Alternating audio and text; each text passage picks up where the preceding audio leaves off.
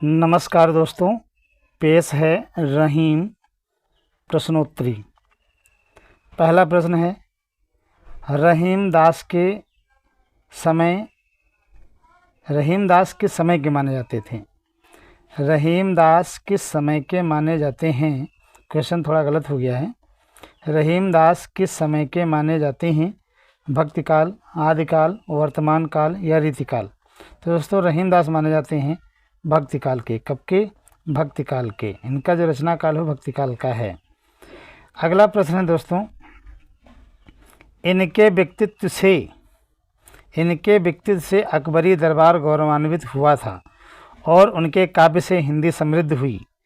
पंक्ति कहाँ से ली गई है? यानी रहीम के व्यक्तित्व से अकबरी दरबार गौरवान्वित हुआ था और उनके काव्य से हिंदी समृद्ध हुई। यह पंक्ति कहाँ से ली गई है? हिंदी साहित्य का इतिहास से, हिंदी साहित्य कोश से, या हिंदी साहित्य का अतीत, या मदनाष्टक से? तो दोस्तों ये जो बात है, ये जो पंक्ति ली गई है वो हिंदी साहित्य कोश से ली गई है। कहाँ से? हिंदी साहित्य कोश से ली गई है। अगला प्रश्न है दोस्तों, इनकी किस योग्यता से प्रभावित होकर अकबर ने इन्हें 9 रत्नों में स्थान दिया था?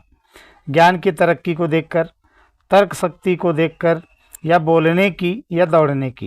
यानी रहीम की किस योग्यता से प्रभावित होकर के अकबर ने इन्हें 9 रत्नों में स्थान दिया था? तो कौन सा सही होगा इसमें दोस्तों? इसमें पहला ऑप्शन सही है कि ज्ञान की तरक्की को देख करके अकबर ने इन्हें अपने 9 रत्नों में स्थान दिया था। किसको? रहीमदास जी को। रहीमदास जी किसके उपासक थे? विष्णु के, कृष्ण के, या राम के, या यशोदा के? रहीमदास किसको अपना जो है आराध्य मानते थे? तो ये कृष्ण को अपना आराध्य मानते थे। किसको? कृष्ण को। अगला प्रश्न है दोस्तों कि रहीम किस चीज़ के लिए बहुत प्रसिद्ध थे? रहीम किस बात के लिए बहुत अधिक प्रसिद्ध माने जाते थे? झूठ बोलने के लिए, सत्य बोलने के लिए, दान देने के लिए, पूजा करने के लिए? रहीमदास किस चीज़ के लिए बहुत अधिक प्रसिद्ध थे? तो रहीमदास जो प्रसिद्ध थे तो प्रसिद्ध थे किस लिए? सत्य बोलने के लिए रहीमदास बहुत अधिक प्रसिद्ध थे उस समय। अगला प्रश्न है कि रहीम का जीवन कष्टकारी क्यों हुआ? रहीम का जीवन कष्टकारी क्यों हुआ?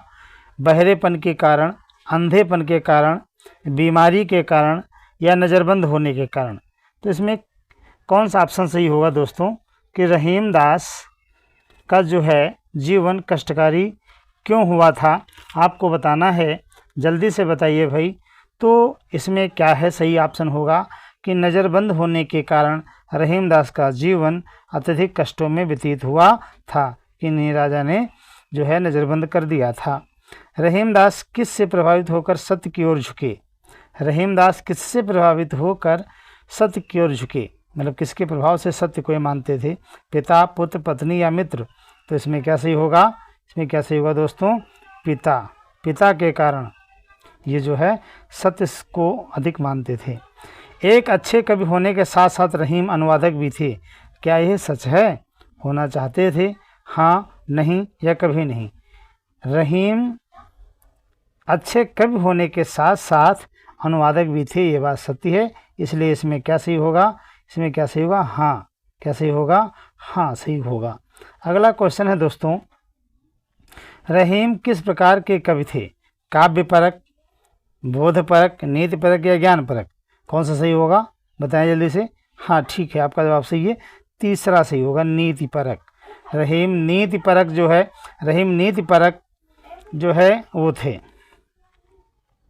अगला क्वेश्चन है दोस्तों, रहीमदास की सूक्तियों पर किसका प्रभाव परिलक्षित होता है? रहीमदास की सूक्तियों पर किसका प्रभाव परिलक्षित होता है? बता रहे आपको, घनानंद का, देव, या खुसरो, या कबीर? किसका प्रभाव था रहीमदास की सूक्तियों पर?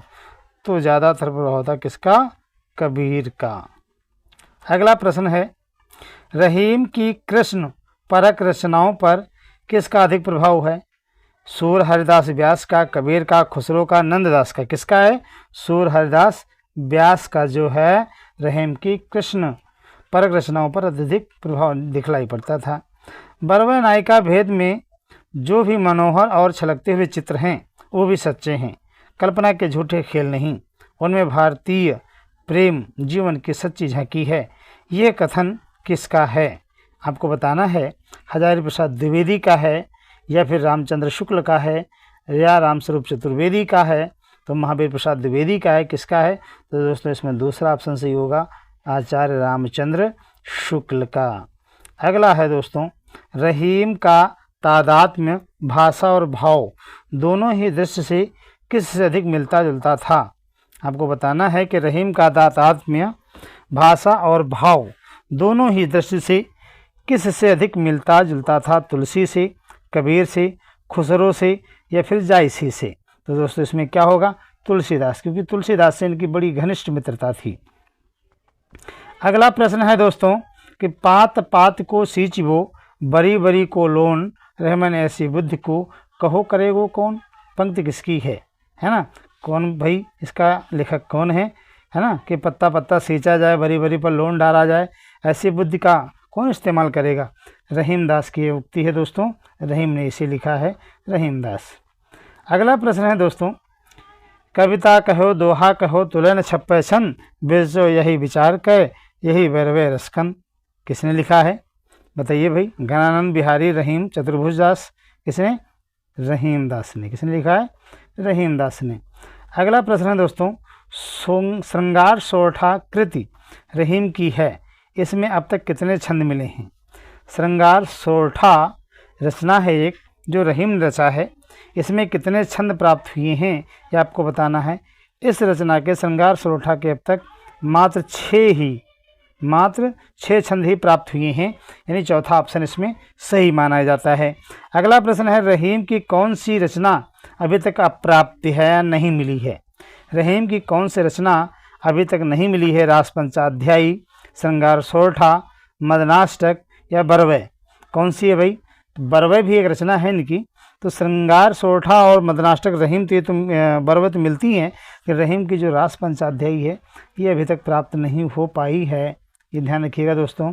अगला प्रश्न है, रहीम ने अपनी नीतिपरक रचना अधिकतर किस छंद में रची है?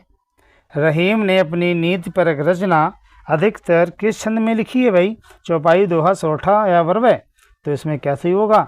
दोहा। रहीम के दोहे बहुत अधिक प्रसिद्ध हैं। अगला क्वेश्चन है दोस्तों,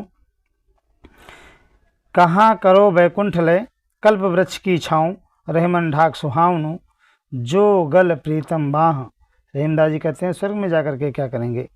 न कल्प वृक्ष की मुझे छाँव चाहिए, ढाक का पत्ता के नीचे बैठना मुझे अच्छा लगेगा अगर मेरे प्रीतम मेरे गले में बाँह डाल करके बैठा हो। तो किसकी पंक्ति है? गिरिराज की दूल्हा रहीम। तो किसकी है? रहीम की है। अगला प्रश्न है दोस्तों, रहीम की माता का क्या नाम था? रहीम की माता का क्या नाम था? सुल्ताना, गुलबल, अर्जुमंद या मेहरुन्निसा? क्या नाम था रहीम की माता का? सुल्ताना नाम था, सुल्ताना बेगम। अगला प्रश्न है, रहीम के पिता का क्या नाम था? सिकंदर, शुजा, वीरबल या बैरम खां? तो रहीम के पिता का क्या नाम था? चौथा ऑप्शन सही होगा, बैरम खां, बैरम खां।